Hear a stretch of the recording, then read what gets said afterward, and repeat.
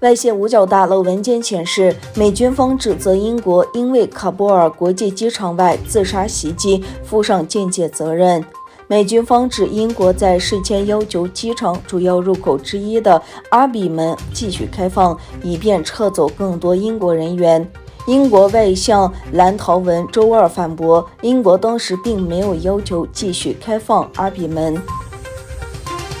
美国经济金融学家乔治·索罗斯警告，习近平治下的中国的投资者面临被粗暴的警醒。索罗斯并说，中国这位领导人对私营企业的打压，表明他不了解市场经济。英国金融时报昨天刊文称，习近平将所有中国企业视为一党制的国家的工具。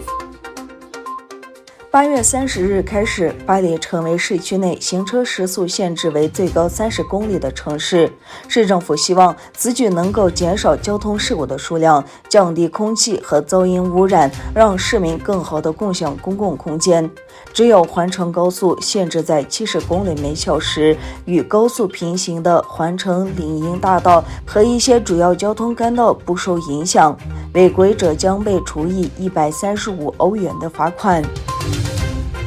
在一项新的调查中，技术透明项目表明，总部位于挪威的一家保险公司已向3家涉嫌强迫穆斯林维吾尔人工作的中国公司投资了可再生能源。挪威国家电视台 NRK 还宣布，该保险公司已向3家涉嫌雇佣维吾尔人的中国公司投资了总计3.7亿挪威克朗。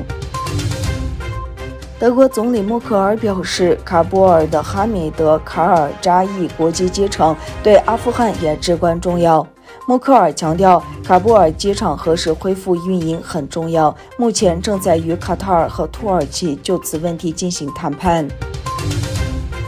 1991年8月31日，苏联解体后宣布独立的吉尔吉斯斯坦和乌兹别克斯坦正在庆祝独立30周年。土耳其是第一个承认吉尔吉斯斯坦和乌兹别克斯坦独立的国家。土耳其国家女排在2021欧洲女排半决赛3比0击败波兰，晋级4强。